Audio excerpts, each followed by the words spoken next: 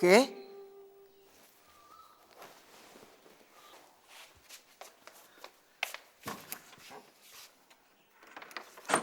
আরে আয় আয় আয়, ভেতরে ভেতরে আয়।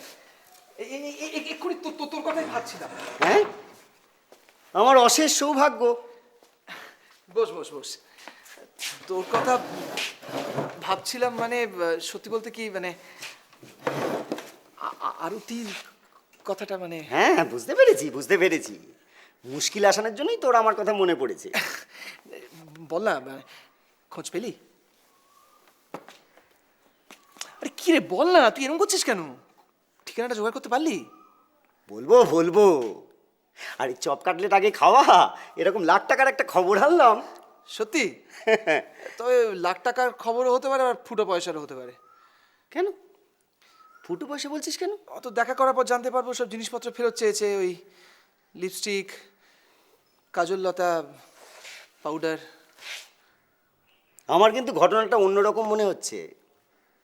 অন্যরকম? কিরকম? তাহলে শোন প্রথম থেকে। আমি একদিন অফিসে আরতিকে খুঁজে বার করার কথা বলছিলাম, চেহারার বর্ণনাও দিচ্ছিলাম। হঠাৎ অদ্ভুতভাবে আমাদের এক সাপ্লায়ার এসে বলল যে আরতি নামে সে এক দিদিমণিকে চেনে। তার মেয়ে ওই হ্যাঁ ওই যাদবপুর গার্লস স্কুলে পড়ে। সেই স্কুলের এক টিচারের নাম নাকি আরতি দাস। দাস? হ্যাঁ, তাই হবে। টাইটেলটা তো দাসই হবে, ওর হাজবেন্ডের টাইটেল দাস। কালীপদ দাস। আর ঠিকানাটা হলো হ্যাঁ 10-বি তনুপুকুর লেন। 10-এর, দাঁড়া লিখে নি ঠিকানাটা। ধীরে বৎস ধীরে, তোমার জন্য আমি সব লিখে এনেছি। ঢাকুরিয়া লেভেল ক্রসিং পেরিয়ে কিভাবে যেতে হবে তার ম্যাপও আঁকা আছে। Thank you, thank you so much. আচ্ছা এইবার একটা কথা আমাকে বলতো, মানে আরতিকে তোর অন্যরকম মনে হলো কেন? বলবো, কিন্তু তুই কিন্তু আমায় বলিসনি যে তুই কেন হন্যে হয়ে আরতিকে খুঁজছিস। একটা ঘটনা ঘটে গেছে। আচ্ছা এতদিন বাদে আরতি আমাকে একটা চিঠি দিয়েছে জানিস, ছোট্ট 2 লাইনের চিঠি লিখেছে, আমার সঙ্গে দেখা করতে চায়। তারপর তারপর আর কি বললাম তো, ওই 2 লাইনের চিঠি, ব্যাস আর কিছু নেই। তারিখ ফারিখ কিচ্ছু নেই, ঠিকানা ফিকানা কিচ্ছু নেই, শুধু তলায় সইটা, ব্যাস। অদ্ভুত তো। আচ্ছা চিঠিটা যে আরতির, এটা শিওর তো? বোকার মতো কথা বলিস না, ভুল হয় নাকি আমার? ওরকম গোল গোল বাঁকানো বাঁকানো হাতের লেখা ওরকম 100টা চিঠি আমার কাছে আছে ওই টিনের সুটকেসে। বুঝলাম। আমার আর কোনো ডাউট রইল না। আমি যে ধারণাটা করেছিলাম সেটাই বদ্ধমূল হলো। কি তোর ধারণাটা কি সেটা বলতো? ওর হাজবেন্ডের সঙ্গে গন্ডগোল হয়েছে, আর ও চাইছে এখন তোকে আঁকড়ে ধরতে। ও, তুই মানে কি কি বেসিসে এটা বলছিস? কি করে জানলি তুই? আসলে ওই সাপ্লায়ার লোকটির মেয়ের সূত্রেই তো ঠিকানাটা পেলাম। তারপর ওনাকে নিয়ে গিয়েছিলাম ওই তনুপুকুর লেনে। ওই 10-বি বাড়িটার ঠিক উল্টো দিকে একটা চায়ের দোকান আছে। ওই চায়ের দোকানের লোকটির কাছেই অনেক খবর পেলাম।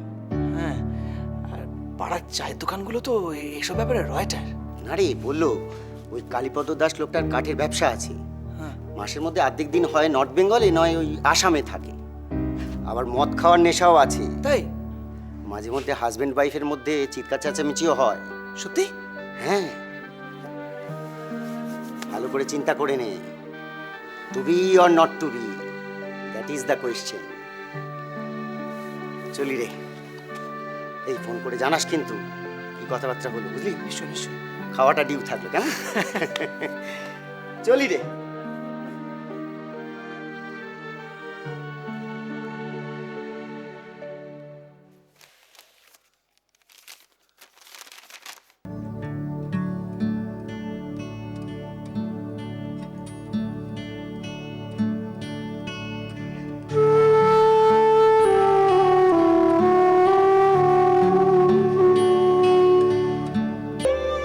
কালী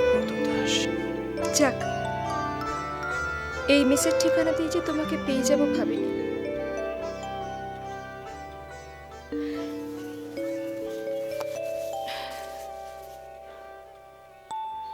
আমার বিয়ের কার্ড, আগামী মাসের 7ই জ্যৈষ্ঠ।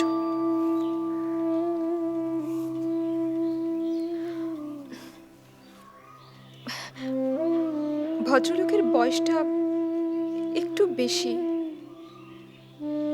একটু বেঁটে, আর বোধহয় একটু মোটাও,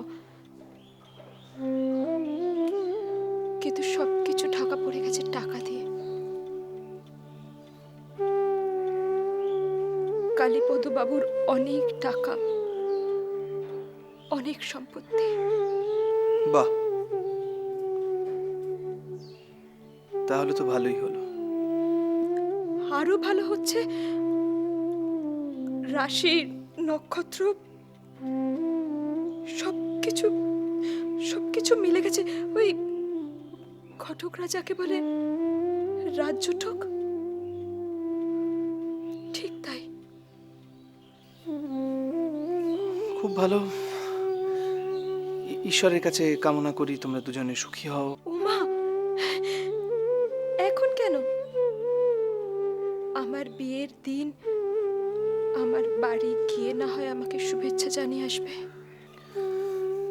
শুধু শুধু কথা বাড়িয়ে লাভ নেই আরতি, ওই দিন আমার যাওয়া হবে না। কেন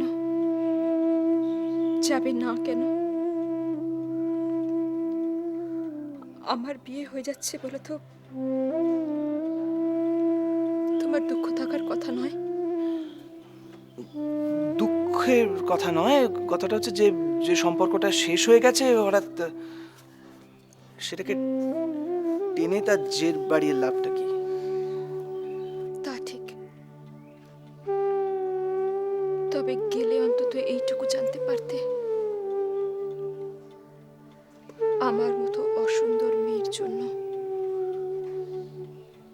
তোমার চেয়েও দামি পুরুষ মানুষ ছাদনাতলায় অপেক্ষা করে। কার্ডটা রেখে দিও, যদি ইচ্ছে হয় চলি। আগের দিন তো ফেলে গিয়েছিলে লিপস্টিক, পাউডার আর কাজল কৌটো। তোমার তোমার ভাবি স্ত্রীকে ওগুলো উপহার হিসেবে দিয়ে দিও। আসি।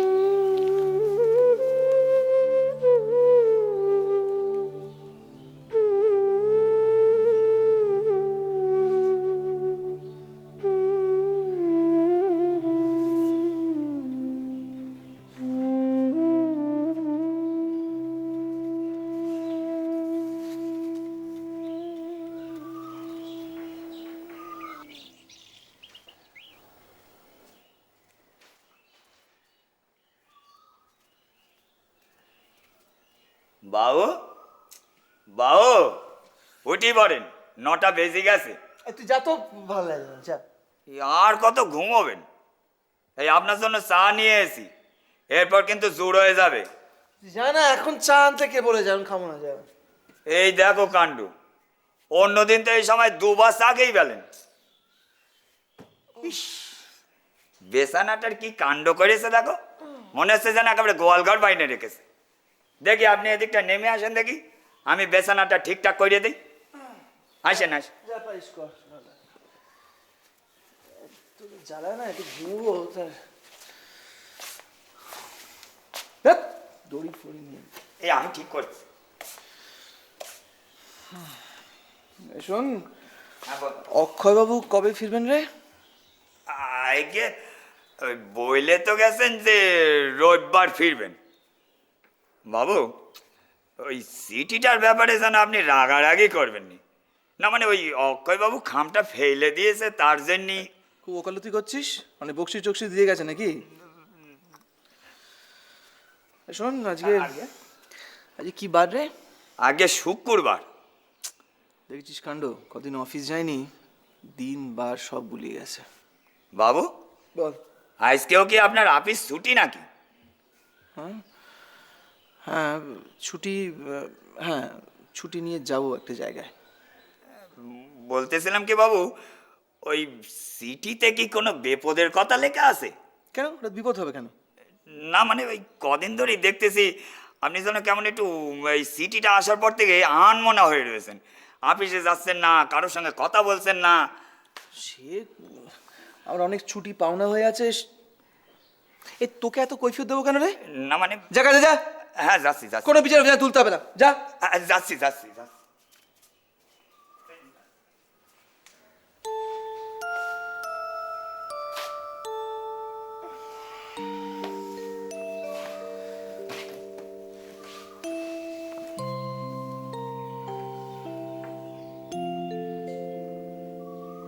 আবার ছুটি কিসের? মামা বাড়ির আবদার নাকি? আজকে আসুক, ওর 12টা বাজিয়ে ছাড়বো আমি। আমি বলছিলাম কি মনমতো বাবু, আমি একবার পূর্ণেন্দুর ওখান থেকে ঘুরে আসবো। হ্যাঁ, নিশ্চয়ই যাবে, তবে একটা চিঠি নিয়ে যাবে, a letter that his service is no longer required. দেখুন, পূর্ণেন্দু তো এর আগে কখনো এরকম করেনি, তাই বলছিলাম আপনি যদি ওকে একবার। অসম্ভব, অসম্ভব। যে লোক পরপর 5 দিন কামাই করে একটা খবর পর্যন্ত দেয় না, তার আসলে চাকরি করার কোনো দরকার নেই। যদি হ্যাঁ, পূর্ণেন্দু হয়তো সত্যিই অসুস্থ, আর এই অসুস্থর খবরটা জানানোর ভাবনায় থাকলেও ওর কোনো উপায় নেই। উপায় নেই? এটা তুমি কি কথা বলছো যতীন? উপায় নেই? If there is a will there is a way. না না না না, অনেক হয়েছে। ও দুষ্ট গরুর চেয়ে শূন্য গোয়াল অনেক ভালো। তোমার হাতে এখন কি কাজ আছে যতীন? আজ মানে ওই কাগজের অফিসে গিয়ে বিজ্ঞাপনের প্রুফগুলো একটু দেখে আসতে হবে। ও তাহলে সে তো এমন কিছু আর্জেন্ট নয়, ও ফেরার পথে গেলেও চলবে। ফেরার পথে? হ্যাঁ।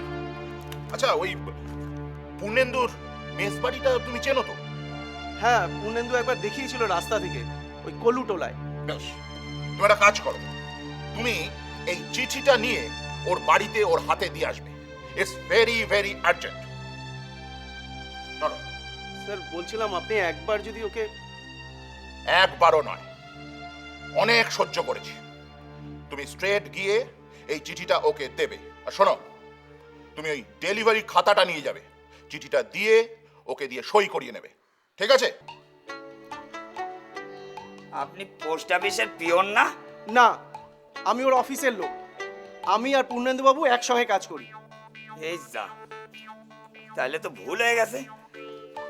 আসলে কি জানেন বাবু, এই একটা সিটি নিয়ে এমন ধুন্ধুমার কাণ্ড বেঁধেছে না, ওই তাই না আমি আপনারে ভুল করে আপনি যেন কিছু মনে করবেন নি বাবু। না না, ঠিক আছে। পূর্ণেন্দু কোন ঘরে আছে? আগে উনি তো নেই। হ্যাঁ, হ্যাঁ, আমিও সেরকম একটা আজ করেছিলাম। ও কি হাসপাতালে ভর্তি হয়েছে নাকি? হাসপাতালে? কেন হাসপাতালে ভর্তি হতে যাবে কেন? না মানে তুমি বললে নেই, আমি ভাবলাম অসুখ টসুখ হয়ে। ও তাই বলেন? না না, সেসব কিছু না। আসলে উনি একটু বেরিয়েছেন, ওই সন্ধ্যের পর ফিরে আসবেন। তা রোজই কি উনি এই সময় বের হন নাকি? হ্যাঁ, রোজই উনি ওই 10টার খাওয়া দাওয়া সেরি বেরিয়ে পড়েন। অথচ অফিসে তো যান না। না, ওই বাবু বলতেছিলেন যে বাবুর নাকি অনেক ছুটি জমা আছে, তাই কতদিন অফিসে যাবেন। তাহলে পূর্ণেন্দু কি কোনো নতুন চাকরি টাকরি পেল? আজ্ঞে, আমারে কিছু বললেন বাবু? না না। আচ্ছা শোনো, আজ্ঞে। তুমি এই মেসে কাজ করো তো? আগে হ্যাঁ, আমার নাম হচ্ছে গোবিন্দ, বুঝলেন? আর সবাই আমারে আদর করি গবা বলি ডাকে। আচ্ছা গোবিন্দ, আগে তুমি আমার একটা কাজ করো তো। বলেন। এই খামে জরুরি একটা চিঠি আছে, পূর্ণেন্দু বাবু বাড়ি ফিরলেই চিঠিটা দিয়ে দেবে। রক্ষে করেন বাবু, ও আমার দ্বারা হবে নি। তুমি এই চিঠিটা দিয়ে দেবে, এতে তোমার কোনো বিপদ হবে না। বিপদ হবে কি হবে না আপনি কি করে জানবেন? তুমি বলবে অফিস থেকে যতীন বাবু এসেছিলেন, চিঠিটা দিয়ে গেছে। না না বাবু, ও আমি পারবো নি। ওই এক সিটি নিয়ে যা কাণ্ড হচ্ছে, ওই অক্ষয় বাবু ফিরে এলে কি যে কাণ্ড হবে কে জানে। না না, আমি আর নতুন করে ও ভুল করতে পারবো না। ওই ন্যাড়া একবারই বেলতলায় যায়। হ্যাঁ তো আচ্ছা গেরোয় পড়লাম আমি। তাহলে কি চিঠিটা নিয়ে আমি ফেরত চলে যাব? না না, ফেরত নিয়ে যাবেন কেন? ফেরত নিয়ে যাবেন কেন? আমি বরঞ্চ আপনার ওই পূর্ণেন্দু দাদাবাবুর ঘরটা দেখে দিচ্ছি, আর আপনি এই সিটিটা ওই দরজার তলা দিয়ে সুরুত করে গলায় দেন।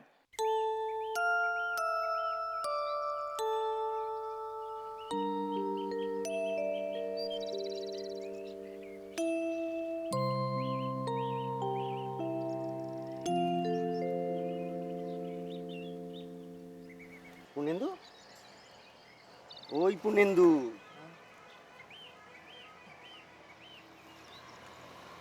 কি রে, তুই এখানে? হ্যাঁ আমার তো একই প্রশ্ন, তুই আসলে একটা অফিসের কাজে এসেছিলাম।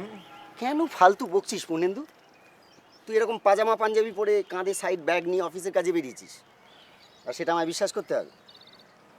আমি এদিকে একটা মিটিংয়ে এসেছিলাম, তাই দেখতে পেলাম। এমন হল্লা হয়ে ঘুমোচ্ছিলিস, আরে তোর তো পকেট মার হয়ে যেত রে। ওর পকেটে আছেই বা কি, আছে তো কটা টাকা আর আরতি সেই চিঠি। দেখা করলি? গিয়েছিলাম তনুপুকুর, আরতিতে গিয়ে দেখি তালা ঝুলছে। আচ্ছা তুই কি রে, কোথায় অফিস টফিস করে সন্ধেবেলায় যাবি, তা না সাত সকালেই চলে গেলি ওখানে? না, আমার একটা অস্থিরতা হচ্ছে না মনের মধ্যে, যতক্ষণ না জানতে পারছি আরতি আমাকে কি বলতে চায়। আচ্ছা শোন শোন শোন, ওর বরের তো ব্যবসা আর ওর স্কুল, সকালবেলা এই সময় বাড়ি থেকে থাকবে বল? সেই সবই জানি, তবু একটা চান্স নিলাম আর কি। তুই কিন্তু যেচে অ্যাংজাইটি বাড়াচ্ছিস। আরে বাবা, ঠিকানা যখন পেয়ে গেছিস তখন তো তাড়াহুড়ো করার কি আছে?